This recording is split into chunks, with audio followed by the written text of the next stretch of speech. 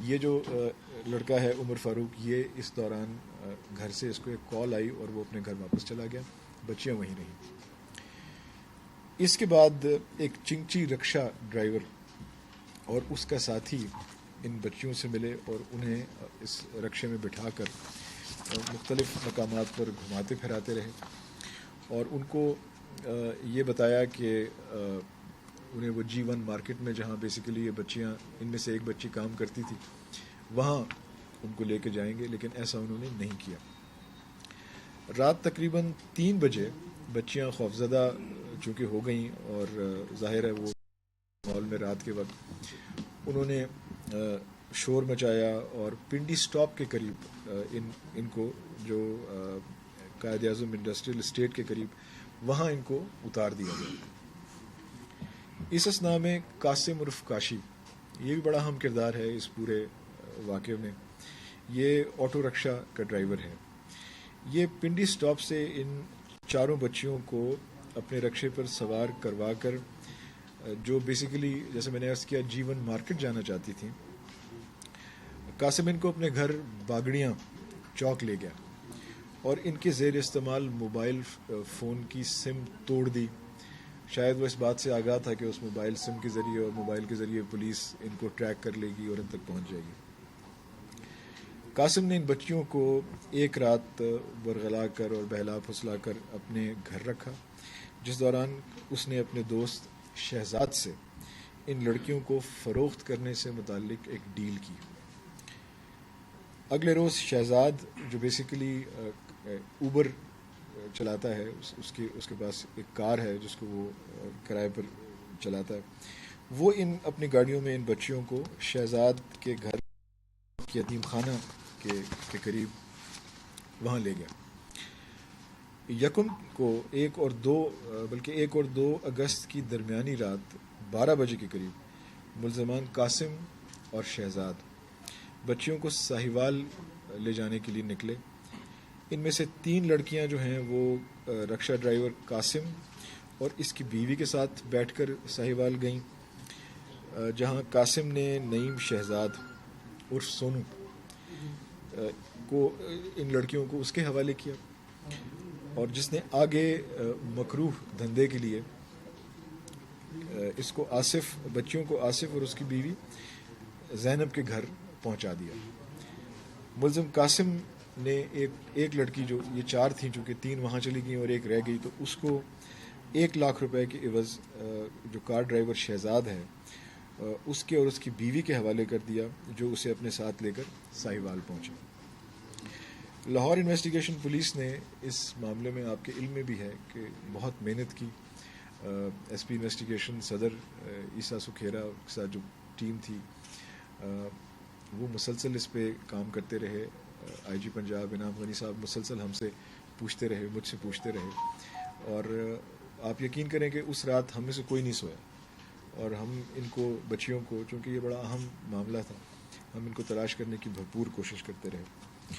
تو Lahore investigation police نے بڑی محنت کی۔ سیف سٹی کے جو کیمرے ہیں اور جدید ٹیکنالوجی کی مدد سے ہم نے اس چنگچی رکشہ اور آٹو رکشے کا سراغ لاہور میں لگا لیا۔ ہمارے علم میں یہ بات آ گئی کہ ان کے اغوا میں یا ان کو لے جانے میں ان رکشوں کا اور ان کے ڈرائیورز کا ہاتھ ہے۔ اس سلسلے میں مختلف مقامات پر ہم ساری رات ریڈ کرتے رہے، اگلے دن بھی ہم نے ریڈز کیے۔ 3 اگست کو ساہیوال پولیس نے ملزم شہزاد کے کہبہ خانے پر چھاپا مارا، جہاں سے 5 لڑکیاں برآمد ہوئیں، اور اس واقعے کا مقدمہ جو ہے وہ 669/21 تھانہ غلہ منڈی ساہیوال میں درج ہوا۔ لاہور پولیس اور ساہیوال پولیس کے چھاپوں، اور جیسے میں نے ابھی گزارش کی، میڈیا کی مسلسل فوکس کی وجہ سے اور رپورٹنگ کی بدولت، ملزمان نے ایک نامعلوم شخص کے فون سے 15 پر کال کی، جس سے ساہیوال پولیس نے لڑکیوں کو برآمد کر کے لاہور پولیس کے حوالے کیا۔ تو ایک دفعہ پھر آپ سب لوگ مبارکباد کے مستحق ہیں۔ لاہور پولیس نے اب تمام ملزمان کو گرفتار کر لیا ہے اس سارے وقوعے کے جتنے بھی کردار ہیں وہ ہمارے پاس ہیں، ان سے تفتیش ہو رہی ہے. کرائم سین ہم نے وزٹ کر لیے ہیں یہاں بھی اور ساہیوال میں بھی، اور وہاں جو شواہد ہم نے اکٹھے کرنے تھے وہ بھی ہم نے کر لیے ہیں. کو لاہور ہم لے آئے ہیں، اس کے بعد ہم نے ان کو عدالت کے روبرو پیش کیا ہے اور ان کا میڈیکل بھی ہم نے کروا لیا ہے. لڑکیوں کی رضا کو چائلڈ پروٹیکشن بیورو پنجاب کے حوالے کر دیا گیا ہے جہاں وہ اس وقت موجود ہیں. یہ بڑا اہم کیس تھا جیسے میں نے پہلے عرض کیا، اور مجھے بڑی خوشی ہے کہ اللہ تعالیٰ نے ہمیں یہ موقع عنایت کیا کہ ہم ان بچیوں کو برآمد کر سکیں سیفلی، اور ان کو کوئی پرابلم یا کوئی تکلیف یا جس برے اور مکروہ دھندے میں ان کو استعمال کرنے کی غرض سے اغوا کیا گیا تھا اور ساہیوال لے کے یہ لوگ گئے تھے، وہ ہم نے کامیاب نہیں ہونے دیا. تو ہم اللہ کا شکر ادا کرتے ہیں کہ اس نے ہمیں یہ کامیابی عطا کی.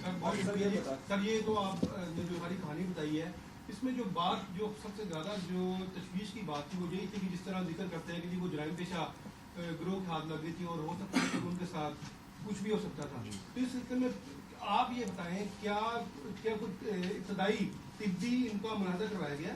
کیا ان کی باڈی لینگویج کیا بتا؟ اور نمبر 2، اگر نہیں کروایا گیا تو کیوں نہیں کروایا گیا؟ ان کے کب ہوگا ان کی طبی ملاحظہ؟ طبی ملاحظہ ہم ان کا کروا رہے ہیں. ہم نے ان سے بات چیت بھی کی ہے، ان کے انٹرویوز بھی کیے ہیں. طبی ملاحظے کے بعد اس میں 2 چیزیں ہیں. شاید آپ یہ پوچھنا چاہتے ہیں کہ کہیں زیادتی تو نہیں ہوئی، تو دونوں چیزیں ہیں اور زیادتی. ان دونوں سوالات کے جواب رپورٹ کے آنے کے بعد ملیں گے، وہ ہم کروا لیں گے. جب وہ آ جائے گی تو یہ بات کلیئر ہو جائے گی.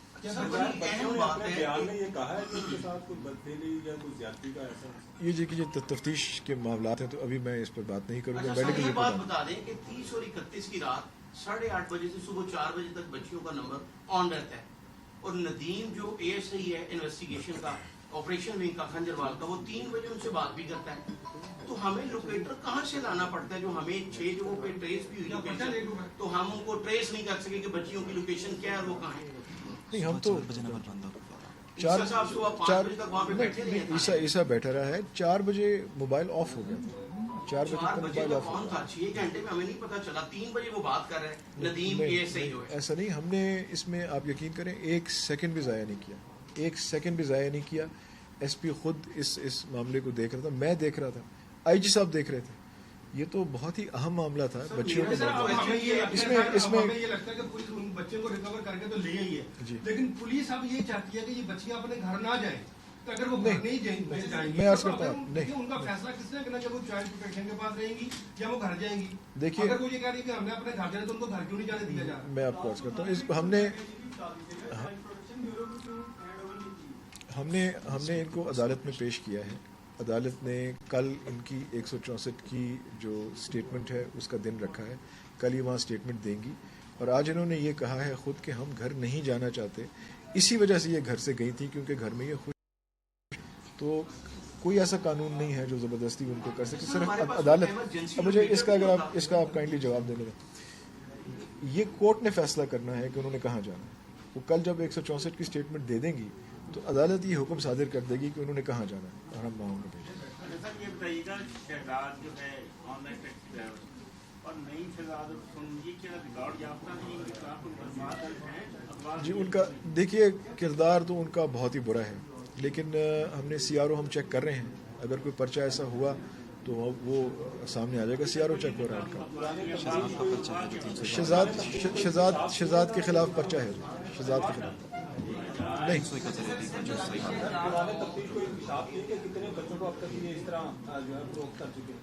دیکھیے بچیوں کے حوالے سے میں نے خود بھی ان کی انٹروگیشن آج ہی کی ہے جب ان کو ہم لائے ہیں یہاں پہ. بچیاں جو ہے ابھی تک ہمارے سامنے ایسی بات نہیں آئی. ہم اس کو مزید پروب کریں گے کیونکہ ٹائم تھوڑا، تو ممکن ہے کہ ایسی کوئی چیز نکل آئے، اور اگر نکل آئی تو ہم ان کو بھی ریکور کریں گے، لیکن فی الحال ایسا کچھ نہیں.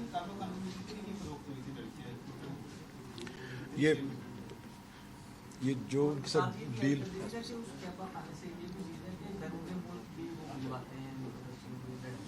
جی ہاں، یہ ایک بات سامنے آئی ہے کہ دبئی اس کی جو بیوی ہے وہ دبئی گئی ہے 2-3-4 دفعہ, اس کو بھی ہم دیکھ رہے ہیں, چیک کر رہے ہیں کہ وہ دبئی جانے کا کیا مقصد تھا اور ان کے ساتھ کون گیا ہے اور کیا اپنی مرضی سے لے کر گئے ہیں اور کس مقصد سے لے کر گئے ہیں, وہ بات بھی سامنے آ رہی ہے.